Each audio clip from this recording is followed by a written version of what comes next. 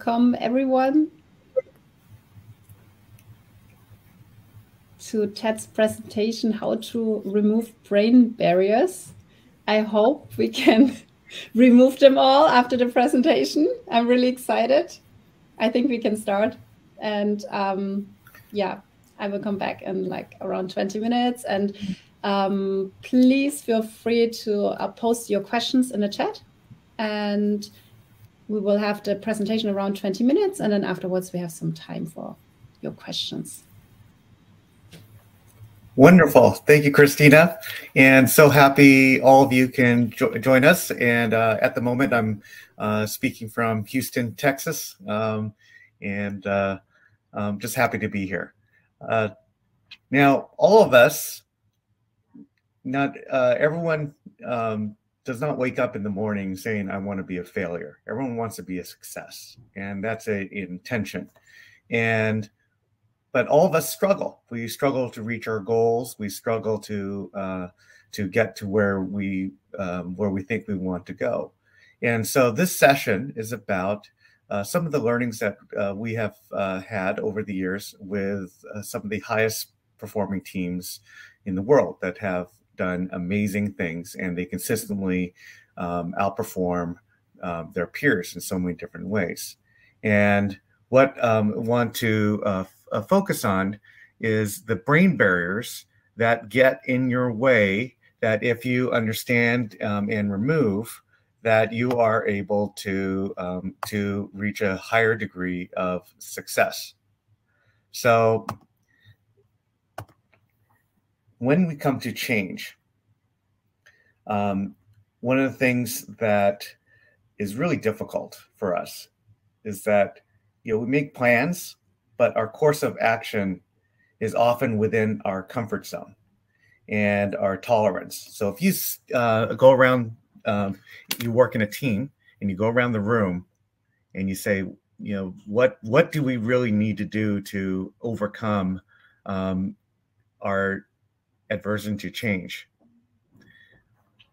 We end up often being in a compromised position where some people will say, I'm really comfortable with change, and others say, I'm really not comfortable with the change. And why is that? Well, it's our brain focuses on often what is controllable, and we underestimate what's uncontrollable. We also set goals for ourselves, but that's not what stops us, because everyone has good goals. They try to make good goals for themselves, but where the difference between success and failure is how they execute and their agility, because we don't control everything that happens around us, our external environment. There's so many things we don't control, and that goes to the idea of, too often when we focus on what's controllable, we underestimate all the things around us that are not controllable. So our ability to execute and our ability to have agility is one of the things that's so important. Now, what gets in our way is we're humans, and the biology of people there's some weird stuff that happens to us as humans that gets in our way of to think clearly, to be able to execute, and to have that agility. So in your chat, type in, and as you look at this image, do you see it moving or do you think it's still? How many of you think this image is moving, and how many of you think it's still?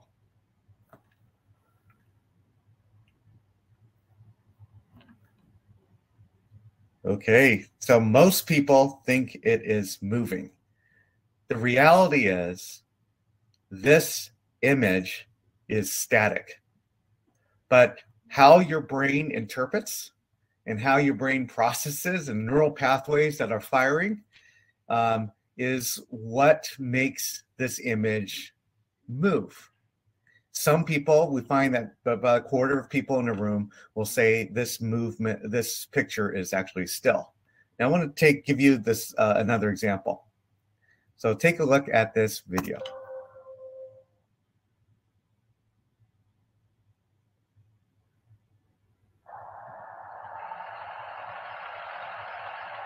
To test just how much attention the attention-stealing design of the new Skoda Fabia actually steals, we left one parked on this ordinary road in West London. We wanted to see if its sharp crystalline shapes, bold lines, and lower, wider profile would attract the desired level of attention. Will the 17-inch black alloy wheels stop passers-by in their tracks? Will the angular headlights attract the attention of other road users? Will a crowd gather to check out its fresh, sporty look? Well, not quite. But did the attention-stealing design distract you from noticing that the entire street has been changing right before your very eyes? Don't believe us? Have another look. Did you spot the van changing to a taxi? How about the scooter changing to a pair of bicycles? Or the lady holding a pig? Let alone the fact that the entire street is now completely different. Didn't think so. So this points out the limitations of our human brain. And what we perceive and what we think is happening, our decisions might actually be wrong because of a number of brain barriers that exist. So I'm going to cover kind of 4 major brain barriers that get in the way of our clear thinking. So the first is regression to the comfort zone. And what this means is that when you have a group of people and you have your team and you say, okay, we've got to make this important decision, and it's out, and it's a critical decision. Well, nothing that is requires major change is comfortable. That's the reality. Just like the hardest decisions in your life is none of that is comfortable. You can get there to build some comfort and rationalize to get to that comfort. But every one of us, some decisions are much more comfortable than others. But what usually happens, especially in a family or in a team, is that you come to consensus. What is comfortable that we can all live with, and we make our decisions about based on that. And when the reality is, major change and innovation is never comfortable. And so that's, and we'll talk about how to address that. The second one is a sequence bias.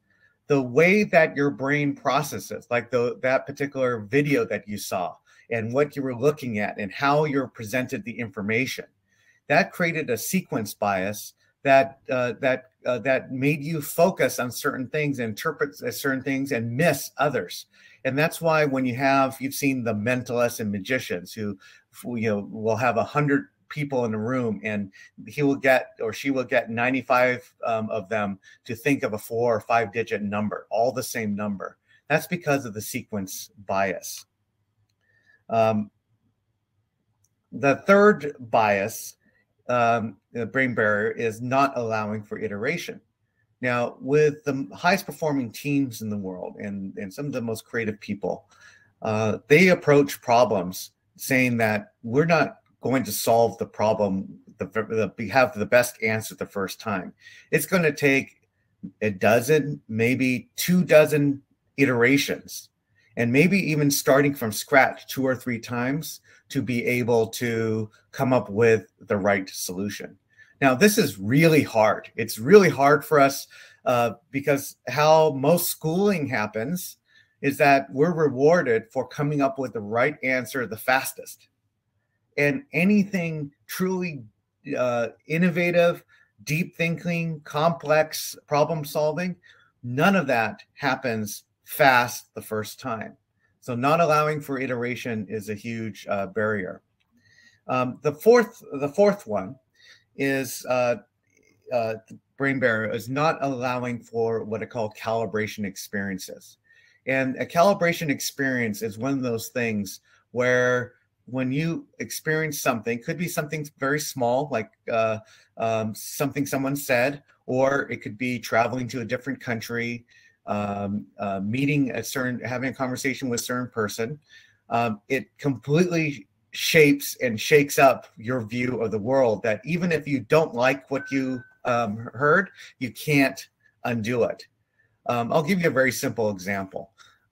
If you have flown Emirates Airlines first class cabin.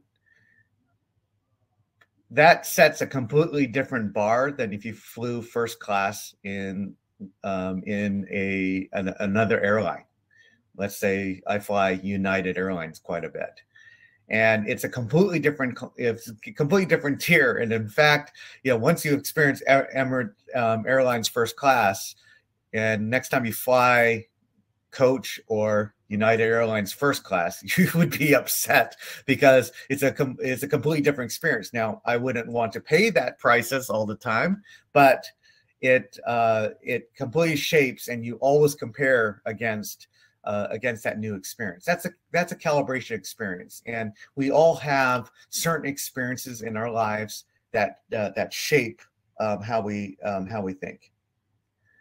So, why does one of the things that we have, and we'll talk about the tools used to overcome some of these biases. One of the things that we have that we didn't have a decade ago was the ability to, in a real-time basis, see what is happening in your brain and how your brain is firing up real time. And there's a whole series of studies around what they call the default mode versus task mode network of the brain. And a task mode is when you are focused on a series of tasks.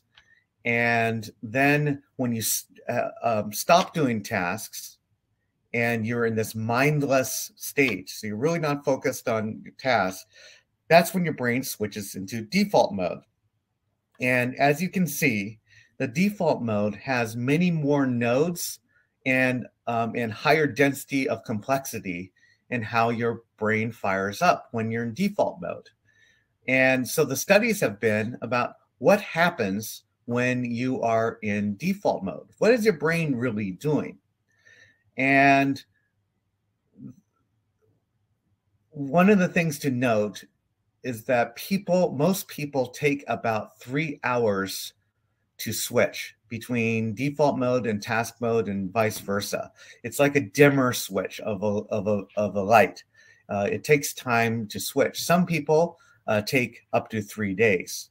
So let me ask you this: when you have a very complex problem, and you can put your comments in the chat here. When you have a complex problem and you're just struggling in finding a solution, what were you doing where that epiphany, that light bulb went off? What were you doing? Think about that for a moment. Were you in a shower? Because one of the things where some people work out, some people, they said, oh, I had epiphany in the shower, running, okay, being relaxed. So what your deepest in thinking and your best problem solving happens when you are in a mindless state, default mode, not doing tasks, meditating, yes, showering, relaxed walk. It's actually quite amazing how some of the most creative people spend. I've met so many people that will spend 2 or 3 hours in a shower because that's when they get their best thinking done. And whenever they run, they have a brain barrier, they feel like they're struggling something, they will just go take a shower, they'll take a nap, they'll go for a walk. So it turns out that in a default mode, some of the things that happen is when you listen to music, when you listen or tell stories, when you exhibit empathy, when you reflect on your past and you are thinking about the future, where you develop relationships with other people and connections, that happens in default mode. So when we are talking about deep thinking, deep problem solving, learning something new, the most effective part of the brain is actually when you're in default mode. Now think how most meetings and how most classrooms are run. They're completely task mode driven. You walk in and say, oh, we're going to come out of this 45-minute meeting and we're going to have an action plan, right? So we're already being pushed to think in a task mode fashion, which is toxic to the deeper thinking. So this is a whole area of study that is developing, but we'll talk about some techniques to fully utilize the default mode thinking and when to use task mode. It's task versus default. Is not one or more is worse than the other. It's knowing which mode you're in and what you need to do, what mode you need to be in to execute in the best way or to think deeply in the best way. So these are some of the techniques to overcome these biases. So number one is building and structuring yourself and your teams for iteration and execution-based accountability. And what that means is whenever you're trying to solve a problem, don't put a pressure on your team or on yourself to solve the problem the fastest, the first time, the first go around. Prepare for multiple iterations, even dozens of iterations. And execution-based accountability is not putting pressure yourself on manufacturing a very guaranteed outcome. Because whenever you're doing something new or innovative, you have less control of the outcome than you oftentimes want to believe. And so what's most important is what we call execution-based accountability. That's being accountable, not for the goal, but for execution. Do what you say you're going to do when you say you're going to do it. And when you get to the outcome, if the outcome is not what you or your team have expected, then you can go back for another iteration to come up with a better plan. And that allows you the breathing room to try new things, to experiment, to have outcomes that might not be expected, to have better outcomes than what's expected, and it's really about execution. The second type of method to overcome the biases is to have agreement with your teams and with yourself that your decisions are what's right for your organization or rights for you, not what is comfortable. And approach all the problems this way, not what is comfortable, but what is right. And the third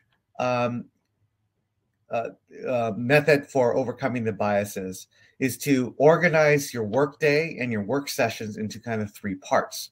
So the first part is information gathering with no interpretation or opinion building. Just gather information, listen, understand, ask I wonder questions. I wonder if, I wonder how. Because when you're in that, when you ask an I wonder question, it's not an opinion, it's not putting into an action, but rather it's inspiring curiosity. I wonder is a curiosity building question, which keeps you in default mode, which is where your deep thinking happens. Then once you have a sufficient, reasonable set of information on the table, and you and your team agree that, you know, we have some good information here, then you enter into phase two, where you analyze and form an initial position. So based on all the information, you know, this is what I think where we're at. And if there is a very split opinion among your team or you're conflicted, the question becomes, what information do I need that would change my opinion? And then you go back through another iteration. Now, once you've done this a few times, you will be very surprised of how much consensus a team can have by going through this process. And then the last phase is, once we've interpreted information and we've formed in a position that is right for us as individuals and as a team, then you can develop agreements about here's the next reasonable steps of what we can do. What are our actions based on what we know today? And then once you execute those, you can interpret the outcomes of that. Did we reach our goals? And if not, you iterate again. If you have, then you can celebrate that you have cracked the hard problem of that no one else has been able to achieve. The last method for overcoming the brain biases is to give yourselves routine calibration experiences. And this should happen on a daily basis, on a weekly basis, and figure out the experiences you should give yourself and your team to understand what world-class thinking and world-class means. And these calibration experiences don't have to be perfect. Oftentimes you'll have an experience that disappoints you. And even that is a calibration experience that's useful, because you recognize that, this was not at what I expected. And in fact, I know I'm doing better than what I have experienced better, or I can do better than what than that particular team I observed. And in that case, that's when you start to trust yourself and you trust your teammates, because you are comparing with what you believe and what you see are world-class experiences. And every now and then you'll come across a true world-class experience that completely ups your bar and your capability to execute. So now we go into our discussion. And based on what you have learned today, in your I want you to phrase any of your questions as either a "I wonder," and you fill in the blank, or "my aha," based on what we've heard today. I'll take this off a screen share, and we can go and we can have a discussion. Wow, thank you so much. I wonder what will show up in the chat. Yes.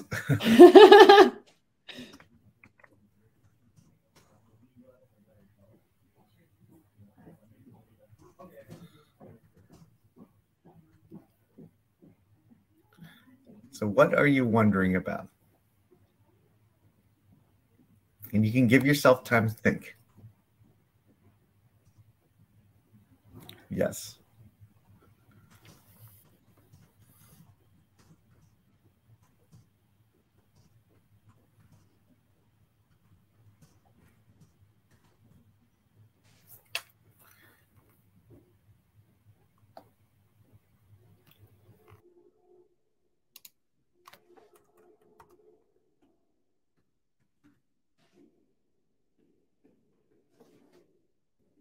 Oh, Ted, we lost you. Let me look. Are you still here? Yeah, I can still see you. So I hope you can click on the share audio and video again. You're still in the session. But let's collect our thoughts.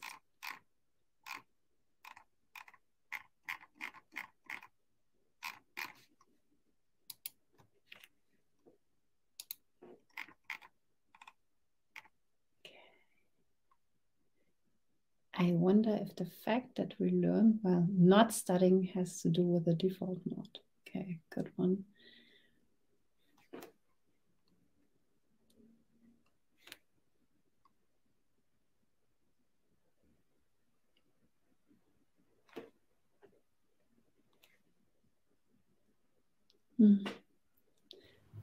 Welcome back. Yes. Thank you for giving us a little bit more time.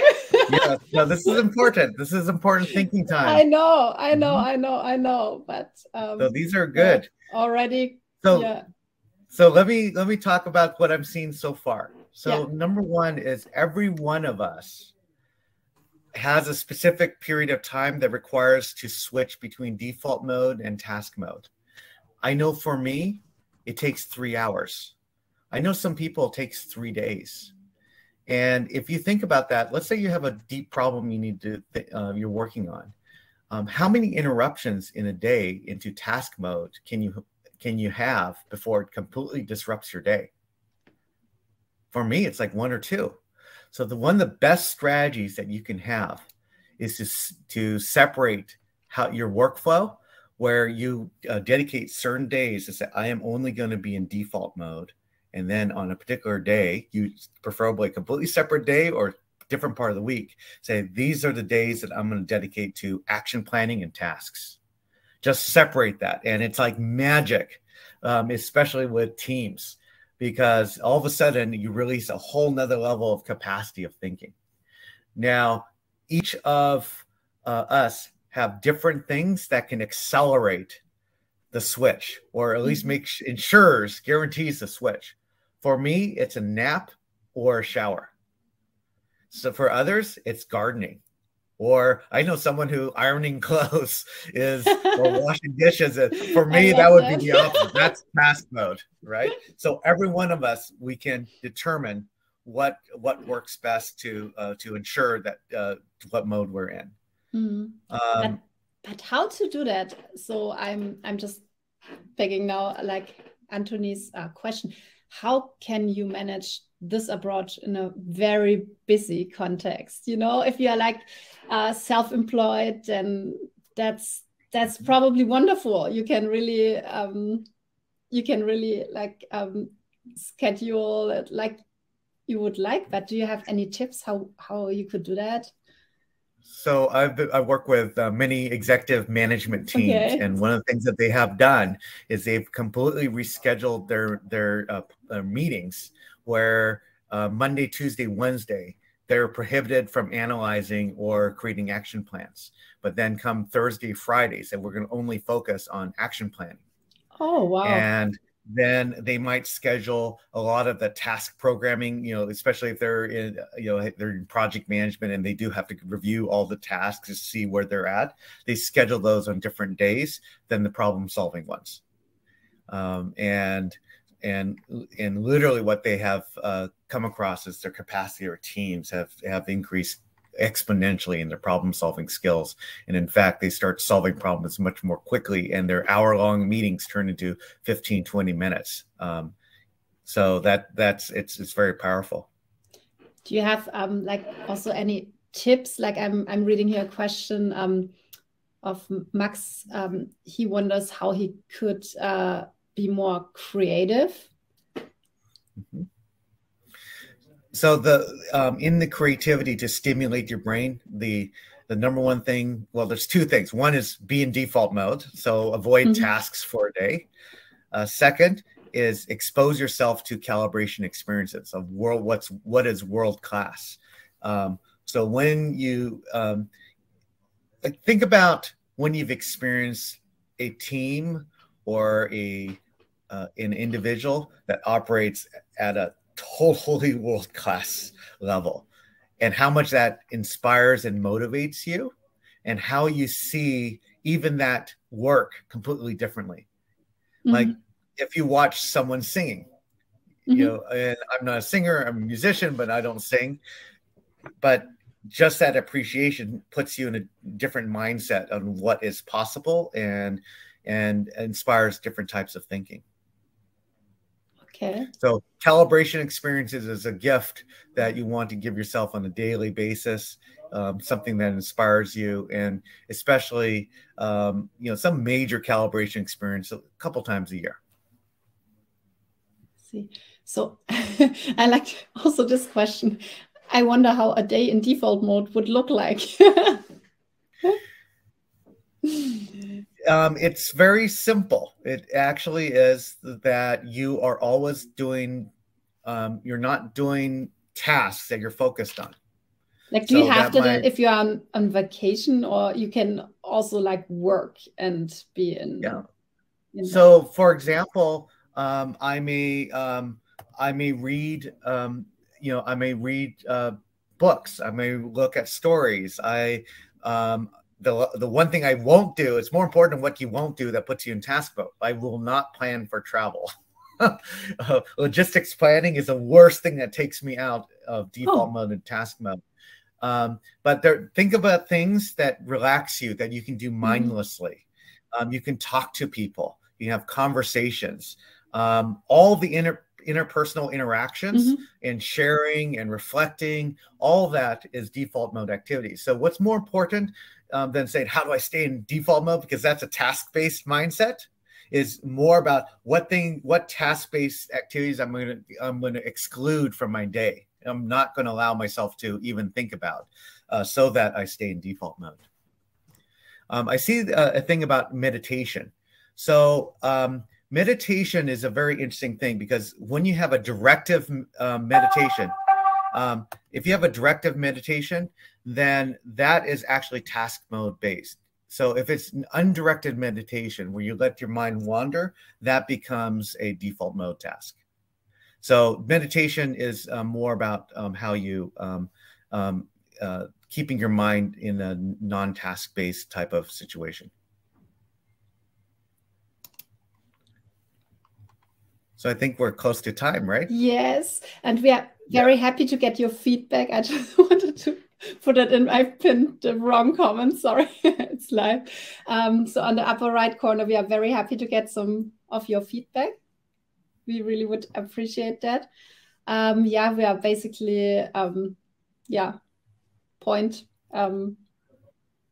Sorry, I have to calculate now. In Germany, it's like 0.5, right? So yeah, if someone still, okay, stage is back. Thank you so much, Ted. Thank you, guys. It was really, really great. I learned so much. My pleasure. And I will really try to put this into action. Thank you so much, Ted. Wonderful. Thank you, everyone, for attending. Thank you for facilitating. We can hear Ted again on the main stage. Looking forward to that presentation as well. See you in a bit, Ted. Thank you so much. Take care. Thank you, everyone.